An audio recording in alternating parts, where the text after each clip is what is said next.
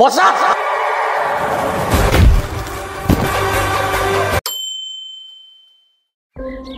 কাকা সামনে আছে ওই যে কাকা ভাই তাহলে আমি আজকের মতো আসি আচ্ছা ঠিক আছে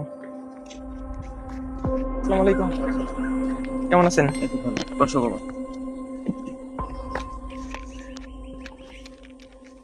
এই যে আপনাদের এই এলাকায় কয়েকদিন আগে মর্মান্তিক একটা ঘটনা ঘটলো এটা আসলে কিভাবে ঘটলো আসলে বিষয় হইতেছে আওরাঙ্গা গ্রামে এরকম কাহিনী কখনো হয় নাই যে মর্মান্তিক কাহিনীটা আমাদের ঘটছে আর এই কাহিনী হলো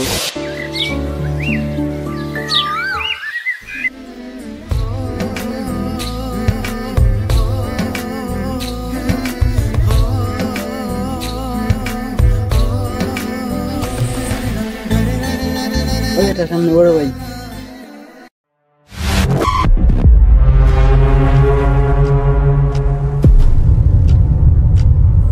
এই দাঁড়াও বলেন কয়েকদিন যেমন দেখতেছে তোমার পেছনে কয়েকটা বাজে ছেলে গুরগুর করতেছে ব্যাপার কি কই না তো ও দেখছে না তোমার পেছনে গুরগুর করতেছে তাহলে কি এটা কি কেন গুরগুর করে চেয়ারম্যান কোলা চেয়ারম্যান পাইতেছি তোমার পেছনে আরে তোমার জুতা মারবা জুতা ঠিক আছে আচ্ছা না দেখে আচ্ছা আল্লাহ হাফেজ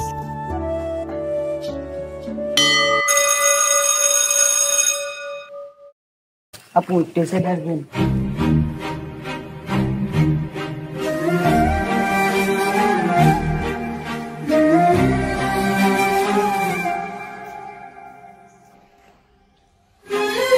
কেমন আছো? ভালো আছি ভালো তো থাকতাই ভালো নাই আমি। এই যে তোমার পিছে যে আমি এত ঘুরঘুর করি এদিকে তুমি ডিস্টার্ব না তোমার ডিস্টার্ব হলে কোনো কিছু করার নাই আমি ভালোবাসি তোমাকে আর তোমারই আমার লাগবে এই যে আমি যে তোমার পিছে এত ঘুরঘুর করি এটা আমার কোনো কষ্ট নেই আমার কষ্ট হয় তখন যখন দিকে তুমি আমাকে ভালোবাসো না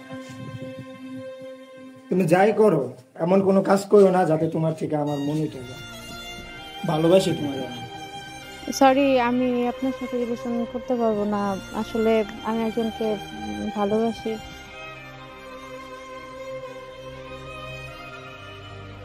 ও যে রিলেশন করে ওটা আমার আগে কষ্ট নেই করলে হ্যাঁ ওই দিন ওই যে বাইরে দেখলাম না আমরা ওই ভাইয়ের সাথে করে তো আপনি আমাকে কখন ডিস্টার্ব করবেন না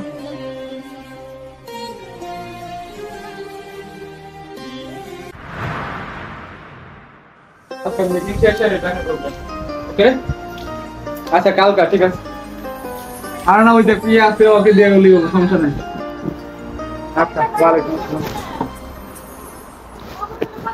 বাস এই রুম কে তোমার মন খারাপ দেখি কিছু হয়েছে নাকি আর বলো সমস্যা নাই আমি তোমার কাকাই তুমি মেন্টে বলো সমস্যা নাই চাচা আমার তো বাপ মা নেই ছোটকাল থেকে আপনি আমারে মানুষ করছেন আপনার কাছেই বড় হয়েছে আপনার কাছে যা চাইছি সবসময় তাই পাইছি কোনোদিন কোনো কিছুর অভাব দেন নাই আর একটা জিনিস চাই যেটা আমার লাগবে কি যেটা বল আমি তো কাকা সমস্যা নাই বল আমি সেটা দেখি যদি ব্যবস্থা করতে পারি আমি একজনকে ভালোবাসি অনেক ভালোবাসি ভালোবাসা তো সমস্যা নাই আমি তার বাবা মার সাথে কথা বলবো যদি দেয় এত সমস্যা নেই তাকে কথা বলে দেখি ওইটা আমি জানি না আপনি কেমনে দেবেন আমারে কিন্তু আমার লাগবেই এটা আমার লাগবেই চাচা যেমনি হোক যেভাবে ব্যাংকে পড়লি তবু না আগে খাওয়া দাওয়া কর ঠিকঠাক মতো তারপরে সে আমি খাওয়া দাওয়া সব করুম আমার ওরে আয়না দিতে আচ্ছা আমি দেখি না কে সমস্যা নাই তো আমি আগে দেখি তার বাবা মার সাথে কথা বলবো তুই খাওয়া দাওয়া কর ঠিকঠাক মতো সুস্থ থাক এত বড় কথা তুই আমার আগে বলবি না আচ্ছা ঠিক আছে বড় হোস না ঠিক আছে ও আর বাপ মা 14 গোষ্ঠী তথ্য আমার আয়না দিবি ঠিক আছে আচ্ছা আর বাচ্চা তুই ঠিকঠাক মতো খাওয়া দাওয়া করিস ঠিক আছে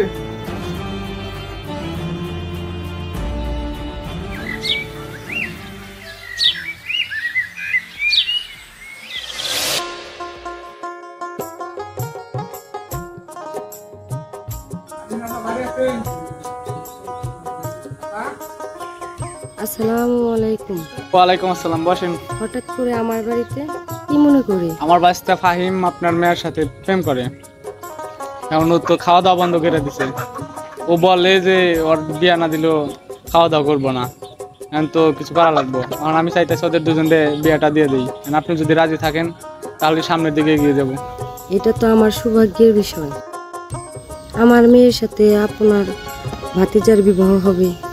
তার তো কোনো সমস্যা নেই, তাহলে সামনের দিন তারিখ ঠিক করে বিয়েটা ওদের দিয়ে দিই। এখন আপনারা সমাজের দায়িত্বশীল মানুষ, আপনারা যে দিন তারিখ ঠিক করবেন সেটাই। আচ্ছা ঠিক আছে, তাহলে আমি ওর সাথে কথা বলে বিয়ের দিন তারিখটা ঠিক করে দেবো। তাহলে বাবা আজকের মতো আসি। নাস্তা করে যান। না না সমস্যা নেই। এক গ্লাস পানি খেয়ে যান। আচ্ছা ঠিক আছে।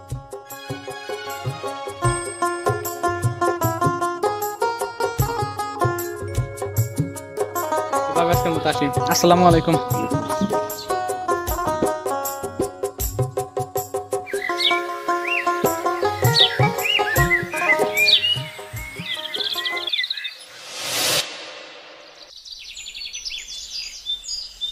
চাচা 11টা বেজে গেছে, এখন আপনি এখানে পরিষদে যাবেন না?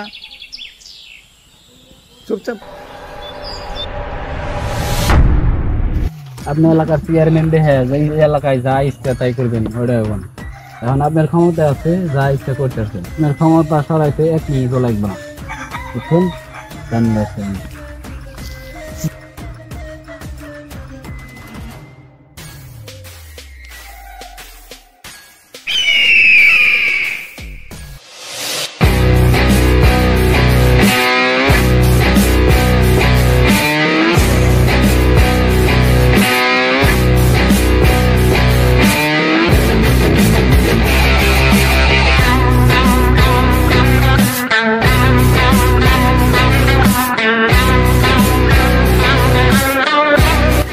নেতা সাহেব কি অবস্থা? আলহামদুলিল্লাহ, তোর কি অবস্থা? বেশি ভালো না। কে? চেয়ারম্যান আর চেয়ারম্যানের বাস্তার জ্বালায় তো এলাকায় থাকাই জানা। কি হয়েছে?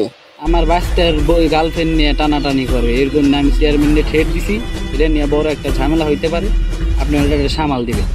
আমার বাস্তার বউ পাইবো আর আপনার ক্ষমতা অবশ্যই পাইবেন। ক্ষমতা নেওয়ার দায়িত্ব আমার। আচ্ছা সমস্যা নাই, যা কাও লাগে আমি তোমার লগে আছি, ঠিক আছে? কোন টেনশন করো না, যা লাগে সব আমি দেবো।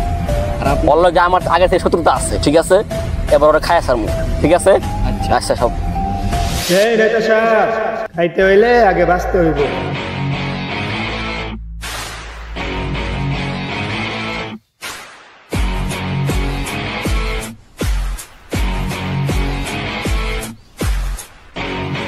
বাহ, শিকারি দেখি নিজেই চলে আইছে। তা তো আসতেই হবে, বেজাল করলে বেজাল সমাধান করতে হবে না?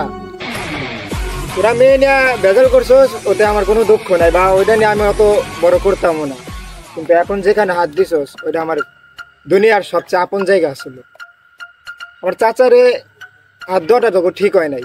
আমার চাচা এলাকার একটা সম্মানিত মানুষ, তারে তোরা কেন হাত দিলি? তোরা আমার সাথে বেজাল আসলো, আমার সাথে করতি। আমার চাচারে টান দেওয়াটা ঠিক হয় নাই। তবে এখন এক একটারে আমি কত বেশি টেমটেমি করতেছ, আর টেমটেমি থামা। বসা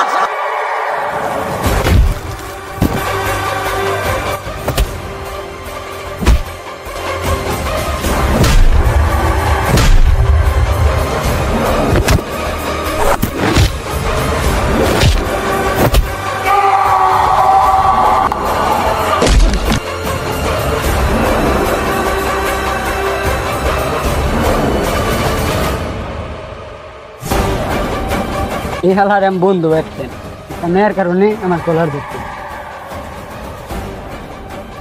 মেরে হালা।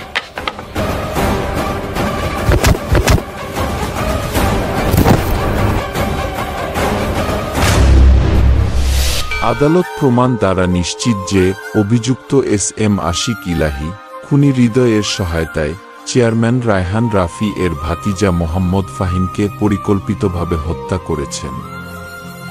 এই নির্মম ও সংগঠিত হত্যাকাণ্ডের জন্য আদালত তাকে ফৌজদারি দণ্ডবিধির ৩২৬ ধারায় দোষী সাব্যস্ত করে যাবজ্জীবন সশ্রম কারাদণ্ডে দণ্ডিত করা হল। আইনের চোখে কেউই ছাড় পায় না, নেতা হলেও নয়। বিচারপতি, বাংলাদেশ সুপ্রিম কোর্ট। এই কাহিনী।